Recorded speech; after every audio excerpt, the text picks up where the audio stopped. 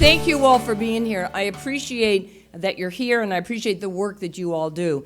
In fact, one of the great things about running for governor has been the chance during the course of this race to talk to mayors around Massachusetts, as well as organizations like CDCs. And I remember at the end of March, we had a great meeting with the terrific work that CDCs are doing in Massachusetts, and actually gave me some of the ideas that are consistent with what plans are when I am governor for smart growth, for investing in our cities and towns in ways that make sense for those communities, taking into account many of the goals that you have for affordable housing, for investments in transportation, for making sure that as we grow our neighborhoods and our cities, that we are doing it in a way that's respectful of the people that are there, but with an eye towards growth.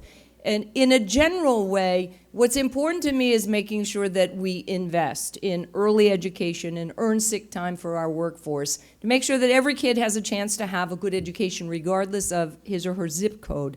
And in that, given that I grew up in North Adams, I lived in a great neighborhood in Dorchester, I now live in West Medford, I know how important it is to have a focus on moving forward, but coordinating the interests with your elected officials and your advocacy groups to take into account the affordability of the housing, what's going to happen for our climate change goals. And I have been impressed with what the CDC has focused on in looking at all of those issues, coming to the table and moving ahead with a plan. I also think that it is incredibly important now, from the work I've done in my own personal experience, that as governor I would make it a priority to reduce stigma around mental and behavioral health and make sure that we move forward in Massachusetts to provide good physical and mental health care for everybody who needs it. Thank you.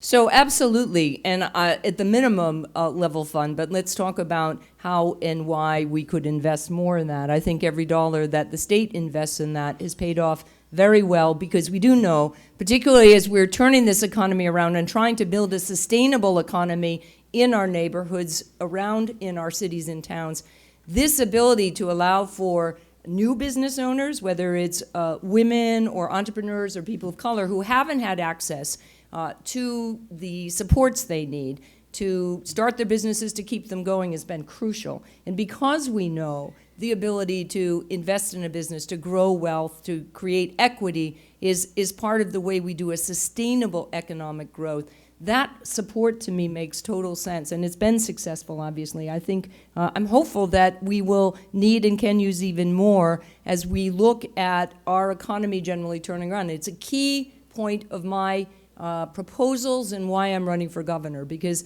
I do think that we have the opportunity now, with a stronger economy than most states across this country, to invest in our people, to invest in their opportunities to grow wealth by businesses, and particularly for people who haven't had access. It is also the way I think we can sustain in neighborhoods where we want to see change, but we want to make sure that people who are there aren't displaced, whether it's in Boston or New Bedford or Lawrence or North Adams, where I grew up. And so it's been a good program. I think it has a terrific future, and I do think it's a key way that we continue growth, particularly in small businesses. One other thing I'd like to do, if we upgrade, and we need to upgrade the technology that we use ourselves in government, is provide one place in the state where a new business owner can go to see what he or she needs to do to get started. And then work with our cities and towns about regulations or permits so that it's easier to get started, and it's easier to stay up, and it's easier to keep going.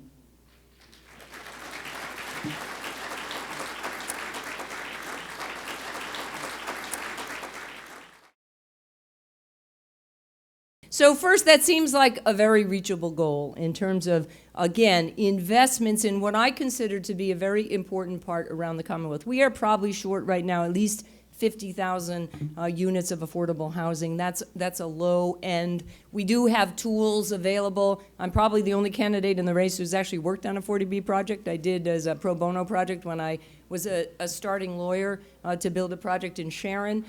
So I am aware the tools that we do have now through 40B or 40T and some others, but it also involves, I think, what you do so well is the planning and the capital that's needed for it. But I do think that this fits in also with what my regional economic plan would be, to allow for $500 million in the next 10 years that would, in 13 sections of the state, $400 million in infrastructure, maintaining, developing public transit and roads and bridges, but also $100 million in competitive grants that would let people in a region decide on your terms what would make most sense for use of that. Affordable housing may be one of them. It's not limited to that.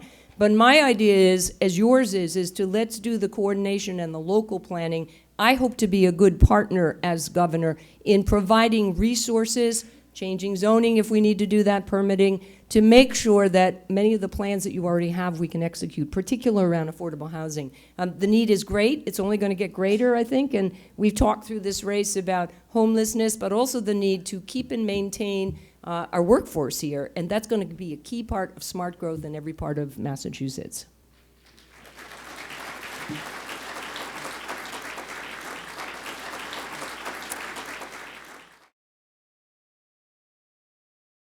Absolutely. I mean, this has been a very effective program. It's a good tool, particularly at the local level, and the CDCs have taken good advantage of it.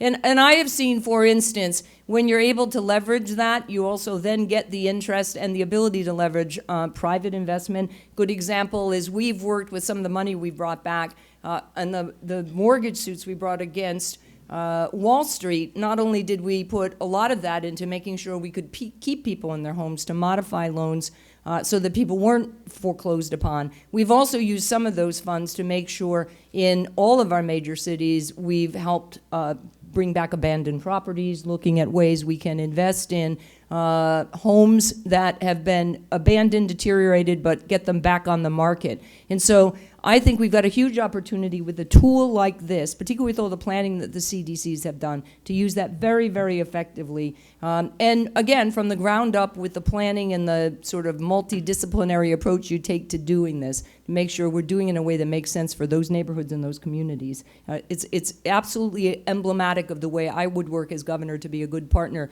to CDCs and to our cities and towns.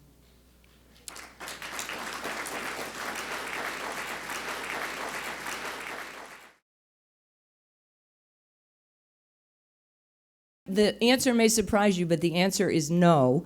And the reason is this: I'm not going to wait till I get sworn in. When I am elected, and I hope to be successful on November 4th, I know from previous opportunities that I want to hit the ground running, and I hope I'll be able to meet with everybody here before I get sworn in, so that you can help advise me as I look at how we can be a better partner, how we set up our cabinet positions and who we put in them. And your input into what you've done already, what's on the planning board, would be really important to me as I get ready to get sworn in. We've got a lot of great work to do here in Massachusetts. I look forward to doing it with you as we move forward. So we'll have a meeting well before I'm sworn in January. All right. Thank you. And so we have limited time here on the agenda before MACDC, and the candidates have limited time, other engagements to get to. Martha Coakley, thank you for your time this morning. Thank you very much, everybody. Have a great weekend.